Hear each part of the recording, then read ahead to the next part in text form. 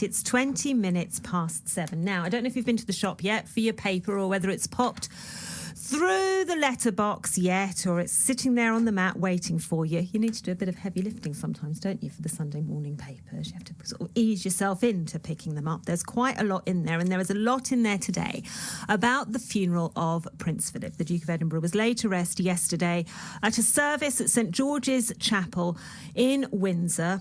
Of course, a funeral like all others in England at the moment. Restricted by coronavirus, the restrictions that we all live with to keep each other safe. Just 30 mourners to say goodbye to the longest reigning consort in British history. All of those mourners sat in their household bubbles, all wearing masks, social distancing observed all the way through, and that's led to some very poignant images that I think will stick in people's memories for a long time. That image of the Queen by herself in the choir stalls at St George's Chapel. The Sunday Mirror features it this morning with the headline, "The Loneliest Goodbye." Many of the papers have that one stark image. The Sunday People, alone in her grief. The Sunday Express, "You're not alone, ma'am."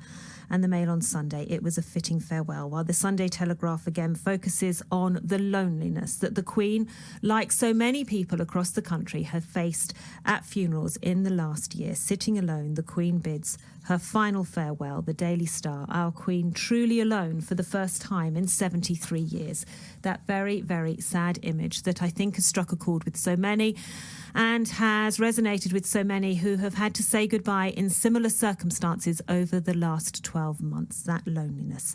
Many reflections on the impact on the Queen and on the legacy of the Duke of Edinburgh following his funeral yesterday. We're going to have a chat now with Sidra Naeem. Sidra is a Deputy Lord Lieutenant of Essex. Good morning to you, Sidra. Good morning. Did you get a chance to watch the funeral yesterday? I did from beginning to end and was deeply moved. It was quite emotional, wasn't it? It was an emotional experience. I think as people have reflected, the fact that it was so very different in some ways made it even more poignant because we're used to seeing big state ceremonial occasions, and you'll have been involved in kind of state occasions in your role as Deputy Lord Lieutenant. We're used to all the paraphernalia, aren't we, and all the pomp and circumstance. And actually, at this final farewell, it was just 30 close members of a family in an empty building, and it was quite striking. Yes, it was, but that also shows the world that this pandemic hit everybody, no matter what class, colour, creed, status we wore. And, even the Queen, it affected the Queen as well, didn't it? So, it just showed us really, didn't it, that everybody is all in the same boat together, really. It has. It did, as you say, show how this pandemic has affected absolutely everybody. Over the last week since Prince Philip died, we've heard a lot about his focus on faith, how important faith was to him. Obviously, he was received into the Church of England just prior to his marriage, having been christened into the Greek Orthodox Church. But one thing that's come through is how he wanted to bring all faiths together. How was he viewed in the Muslim community? First of all, he was a very well-respected and loved figure for two reasons. One, he was, the husband of Her Majesty the Queen, and he was a devoted consort for over 70 years for her. But the other reason is that he was also the husband of the Queen, who was the head of the Commonwealth. So she was actually head of, nearly 3/4 of the world, if you look at how many faiths and cultures are within those Commonwealth countries. So he was well respected for that as well. The other thing is that he was born abroad, as you said. He had Greek and German roots, but he was a very good role model, really, for Muslims as well, and all faiths, for integrating very nicely into British society as well. What do you think his experience showed other people?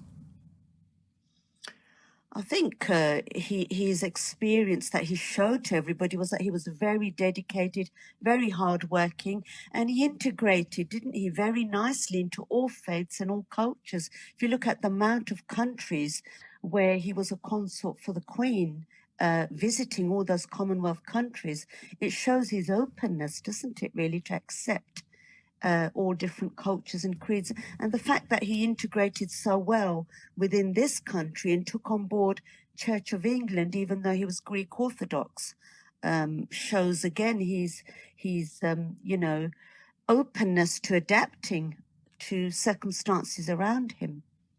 He had quite a gruff reputation at times, didn't he? I think it's really only since he passed away that more people have reflected on that kind of softer, more emotional side that he clearly had.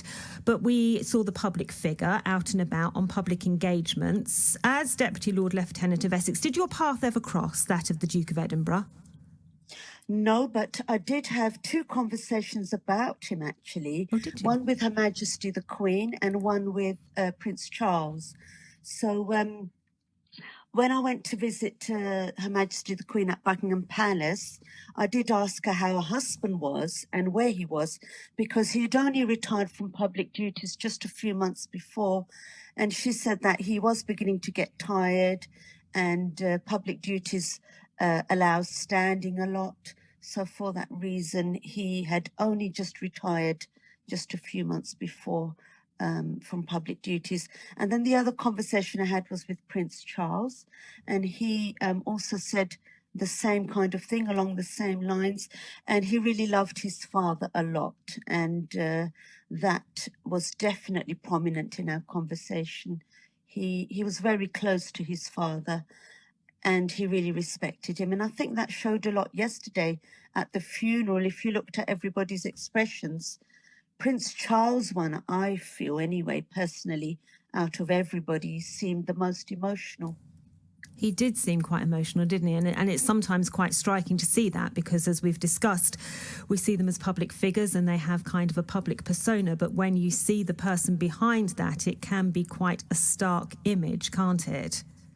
Yes, and they are human after all, and those feelings are still in there, but they're just closed off from the public when you think about it. But, you know, what they must have been going on inside them is still there, you know, those emotions which are there probably in private.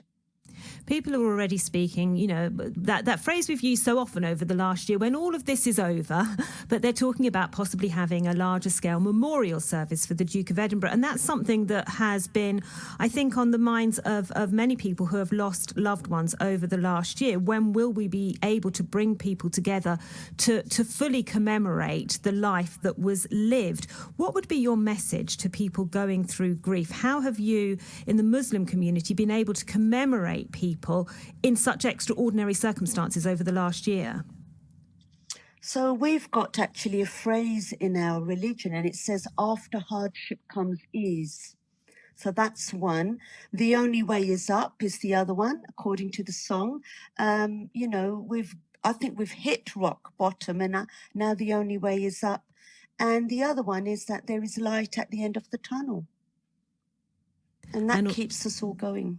It is. And as you said, that yesterday's funeral is, of course, just a reminder to everybody that so many people are living through extraordinary circumstances.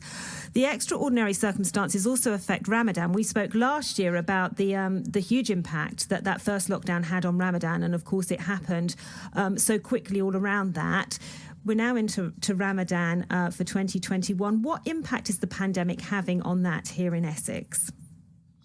Well, I think that there's still, sadness there because we can't open our fast with loved ones. There's no sort of large congregations at the mosque either. So those numbers are very limited. Masks on, and we have to book up and things like that. So it's definitely not the same. However, in comparison to last year's Ramadan, where it was complete full lockdown, things are much, much more better. So we are more grateful, for at least having things a little bit better this year, but obviously not fully, open like it was in the past. But hopefully next year, we've got next year to look forward to, where things will get all back to normal, really, and for everybody. As restrictions continue to ease, so that the latest easing happened on April the 12th, and there are more to come in May, just after the end of Ramadan, how are those restrictions lifting, impacting how you can plan for the weeks to come? I think that is something to look forward to. At the moment, we cannot take advantage of restaurants and things opening because we're fasting. So a lot of Muslims are after, Ramadan, they're all going to hit the shops, I think, and the restaurants, and we're going to be eating out a lot, I think. But at the moment, we can't take advantage of the shops opening or anything else, really. But again, this is all part of the test, and Ramadan is a very, a large period of patience and reflection, and we're still doing that really by refraining at the moment. Is there any opportunity to use the virtual comings together that we've all got used to over the last 12 months this year? Yes, we have been doing that. So Zoom is, the top virtual method at the moment, where, we are managing to see loved ones and, sharing our food, put pictures over WhatsApp and things to show people what we're eating. Eid is yet to come, so we'll have to see what rules are in place for Eid, but I think it's going to be similar to last year. I don't think it's going to be large gatherings yet for Eid. But next year, hope that things will be back to what we once called normal. Sidra Naeem, it's lovely to speak to you as always. That's Sidra Naeem, Deputy Lord Lieutenant of Essex, with her reflections on the Duke of Edinburgh. June Woolerton.